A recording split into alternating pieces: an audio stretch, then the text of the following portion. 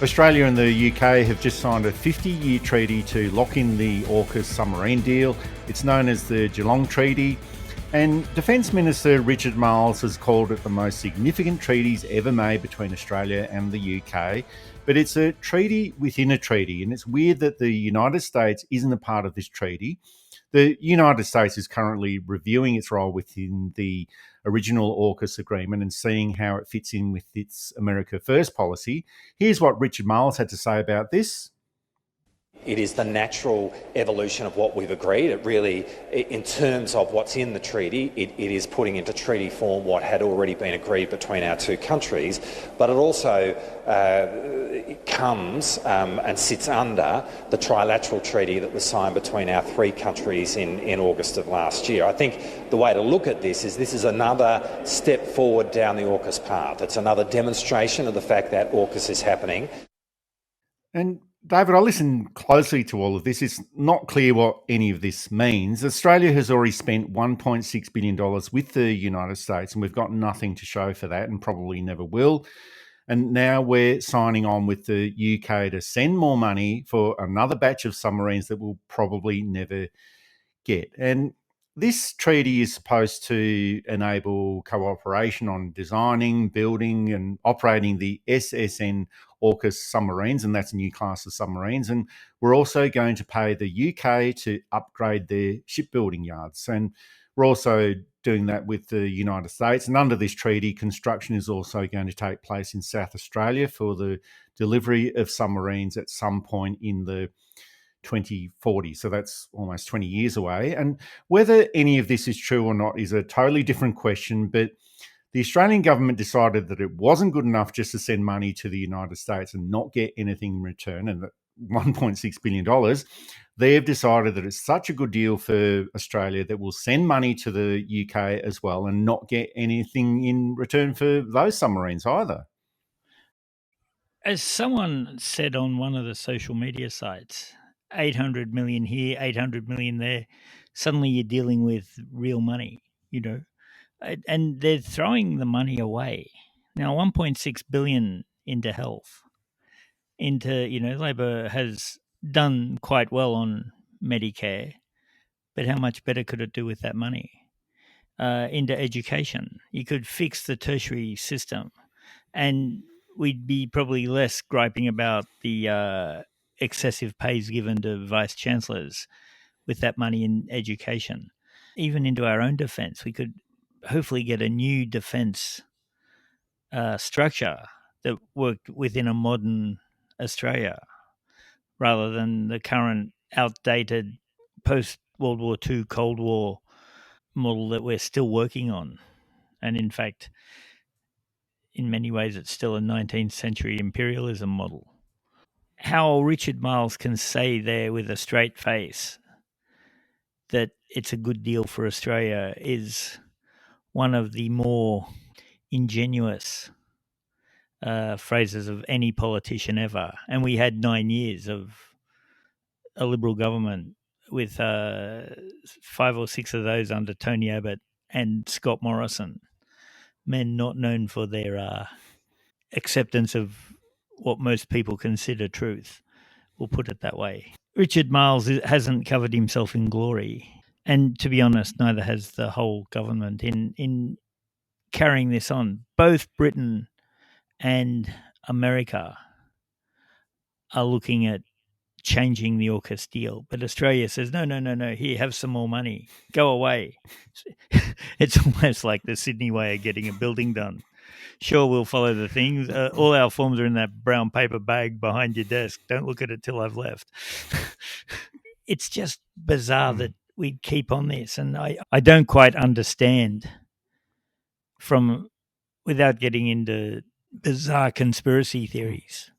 Oh, well, right now it just seems that the US Navy is struggling. It doesn't have the shipbuilding capacity to meet its own defence needs, and let alone exporting nuclear submarines to any of its allies. And defence experts from the United States are pretty much saying the same thing. And it's almost like standover money from US allies to boost America's ailing shipbuilding industry. And if that's not bad enough, we're also going to foot the bill to support the British shipbuilding industry as well. So with the United States, we've already provided that $1.6 billion. I think it was $800 million just a few weeks ago. I'm not sure if it was a celebrity check or FPOS payment or tap and go or whatever it was.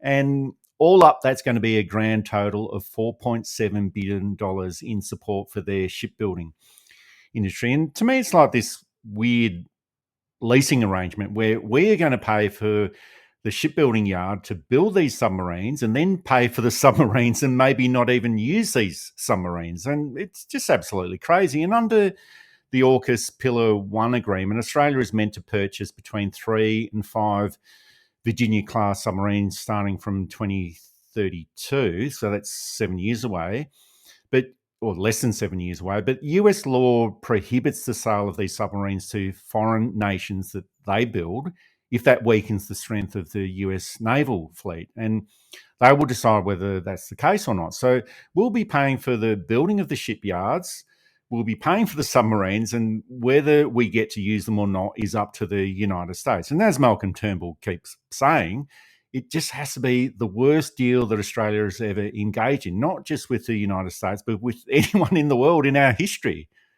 I suspect in the future that it will be erroneously credited to Donald Trump, this deal, because it's such a bad deal. But it's a great deal if you're American.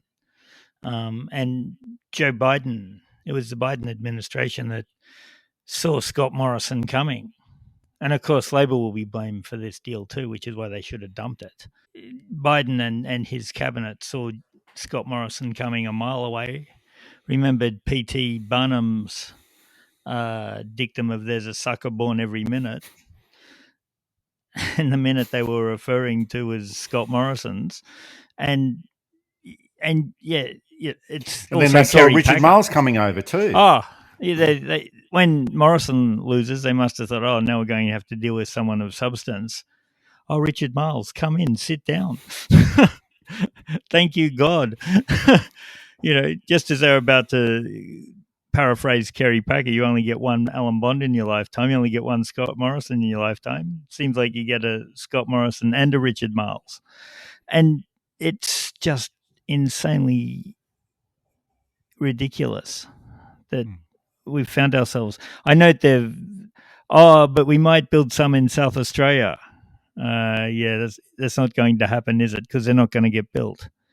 And well, I think there was also a promise to build some of those in Western Australia as well. Yeah. It's not going to happen either way. It's just it will shut people up for a bit. Oh, there's jobs coming, and each job in a shipyard is worth 100 jobs outside. Is it? Are there figures for this? It's not like the school halls where there was a long-term benefit. Once the ships are built, then what? Because we're not continually building them. I don't think it'll be like the old Garden Island in Sydney, which was a continual hub of activity. I think it'll be 3 or 4 years of activity and then it'll die. Because, one, they're too expensive. Two, we've got the pesky nuclear-free zones in various inner cities, suburbs of Sydney and Melbourne in particular. And I think Adelaide has some. And that's going to create issues.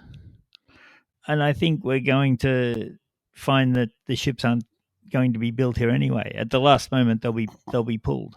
Well, also, the whole thing just seems very dodgy, David. And so far, there's just been a lot of unclear promises that keep chopping and changing. And this new treaty with the UK will get some submarines apparently in the late 2030s, and supposedly with some local shipbuilding, we might get some submarines in the 2040s.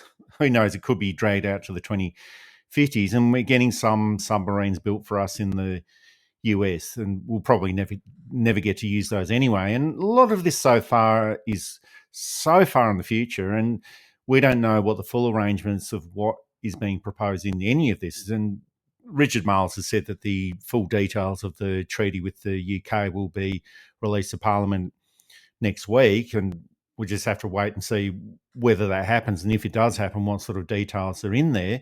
But the cost of $368 billion over the next 30 years, and maybe even a lot more with this new UK deal attached to it, or the UK treaty, it's just really unclear what we're actually getting for all of this? And that's been the criticism with AUKUS ever since it was set up in 2021. And we might get some kind of military capability in 15 or 20 years' time, or even beyond that, or maybe we won't.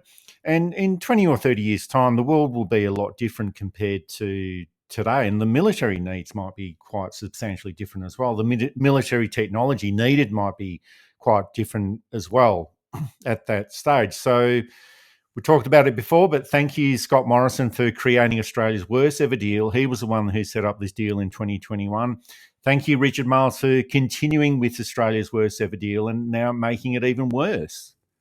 It's insane. And I was just thinking, by the time these are done, a lot of the crew isn't even born yet. Like, you join the Navy at 18, couple of years of training. It's 2026.